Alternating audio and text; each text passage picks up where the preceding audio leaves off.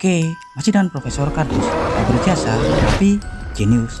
Ya, tahukah Anda? Dikutip dari jurnal ilmiah legendaris Nature, Inggris, edisi Nature Geoscience 23 Januari 2003, perihal sebuah risalah atau pesan yang dikirimkan dari sekelompok ilmuwan dan para ahli atau pengamat geologi bumi dari Institut Laboratorium Sinoprobi Geofisika Universitas Peking, Cina, di mana mereka mengabarkan bahwa rotasi inti dalam bumi telah berubah selama beberapa dekade kemarin. Bahkan tepatnya pada tahun 2009, para tim ilmuwan geologi dalam mencatat putaran inti dalam sempat melambat, bahkan sempat berhenti sejenak. Hal ini mereka peroleh dengan mencatat atau merekam dan mempelajari fluktuasi aliran gelombang seismik yang terpancar sejak tahun 60-an hingga saat ini. Diperkirakan pada era tahun 70-an inti dalam bergerak relatif hampir sama dengan rotasi putaran bumi. Namun seiring berjalannya waktu, diketahui inti dalam secara bertahap berputar ke arah timur hingga menyalip rotasi permukaan bumi. Tapi Anda jangan khawatir, hal ini tidak akan berakibat ekstrim pada perubahan iklim dan lingkungan, karena diketahui siklus tersebut kemungkinan terjadi selama 70 tahun sekali. Namun siklus tersebut masih bersifat teori dan analisa ilmiah, karena masih belum ada konsensus yang dibuat khusus untuk hal tersebut. Tapi fakta bahwa inti bumi memang berotasi secara terbalik benar adanya. Ya, dan kali ini Profesor Kardus akan mencoba mengulas hal-hal yang saat ini sedang diperbincangkan tentang dinamika, tentang struktur utama inti bumi, geodinamo, dinamika inti, dan kopling gravitasi. Penasaran bagaimana hal-hal tersebut menciptakan efek luar biasa terhadap planet bumi? Langsung saja mari kita simak videonya.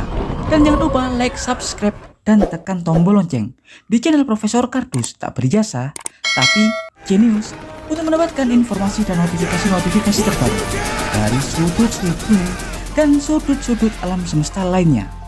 Ya, Earth Core atau inti bumi. Manusia mungkin sudah mampu mengirim perangkat penelitian robot-robot atau satelit ke tempat jauh di tata surya kita. Tapi tahukah Anda, hingga kini tak ada teknologi yang dapat digunakan untuk mengirim perangkat super canggih ke tempat terdalam di bumi, terutama inti bumi. Eksperimen lubang terdalam yang diketahui pernah dilakukan oleh umat manusia adalah pengoboran Kola di Oblast Rusia dengan kedalaman 12.262 meter atau sekitar 12 km, dan itu sangat jauh jika dibandingkan letak jari-jari pusat bumi di kedalaman 6.370.000 meter atau sekitar 6.370 km. Dan karena itulah hasil observasi yang dilakukan oleh seluruh lembaga geologi dunia saat ini masih minim, dan inti bumi terdalam masih penuh misteri. Harus kita ketahui dan temukan jawabannya. Dan tahukah Anda, bentuk informasi yang umumnya ilmuwan dapatkan untuk menggambarkan kondisi dan struktur inti bumi adalah hasil observasi dan analisa pancaran gelombang-gelombang dan radio-radio seismik yang tiap hari dipancarkan dari dalam bumi atau gelombang-gelombang yang kita kirimkan dari permukaan bumi. Sebelum para ilmuwan kemudian mencatat, mengukur, dan kemudian memproyeksikan secara fisik dan matematis. Inti bumi memiliki dua struktur utama. Inti bagian dalam yang sangat padat yang terbentuk dari struktur besi dan nikel atau Fe dengan suhu rata-rata sekitar 5.400 derajat Celcius, dan inti bagian luar sedikit cair berbentuk fluida cair dengan suhu rata-rata sekitar 4.500 derajat Celcius. Layaknya fusi bintang, inti bumi bisa kita ibaratkan sebagai reaktor nuklir alami. Selain energi besar yang dihasilkan, proses peluruhan radioaktif di area inti hingga mantel sangatlah aktif. Dalam fisika, setiap planet atau bintang dengan massa yang cukup akan menciptakan teori dinamo. Hal tersebut berlaku pada bumi yang disebut sebagai geodinamo. Geodinamo dalam inti bumi menghasilkan medan magnet yang menciptakan muatan listrik atau arus listrik di kedua kutub. Teori dinamo menggambarkan proses aktivitas fluida di inti bumi yang berputar mengalirkan fluida atau konveksi dan akan membentuk muatan listrik. Hal inilah yang akan menciptakan medan magnet alami.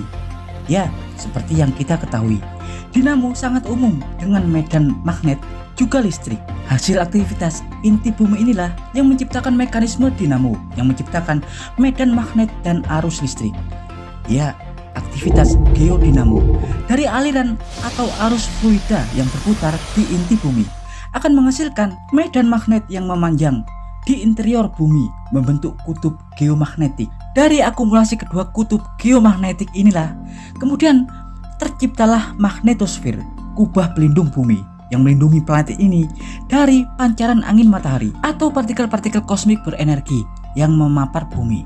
Partikel-partikel tersebut akan berjalan dan kemudian dihadang oleh magnetosfer sebelum menerobos masuk ke atmosfer bumi. Selain itu, dalam teori gravitasi kuno seperti gravitasi Newton, inti bumi juga dapat menghasilkan kopling gravitasi atau tarikan gravitasi.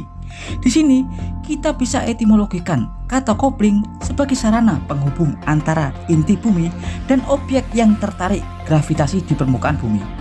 Jadi, kopling gravitasi inti bumi dalam teori klasik adalah gaya tarik yang dihasilkan oleh aktivitas inti bumi dan benda-benda bermassa besar yang memiliki inti aktif. Tapi seperti yang kita ketahui, teori kopling gravitasi tak bisa digunakan untuk menjabarkan gravitasi-gravitasi objek-objek besar di luar bumi. Karena itulah teori relativitas umum Einstein tentang kelengkungan ruang dianggap paling solid untuk memfasilitasi masalah gravitasi tersebut. Ya, dan berikut adalah informasi dari Profesor Kardus tentang aktivitas mengejutkan di inti bumi. Profesor Kardus dari Kola Oblast, Rusia, sisa pengeboran terdalam bumi, mengabarkan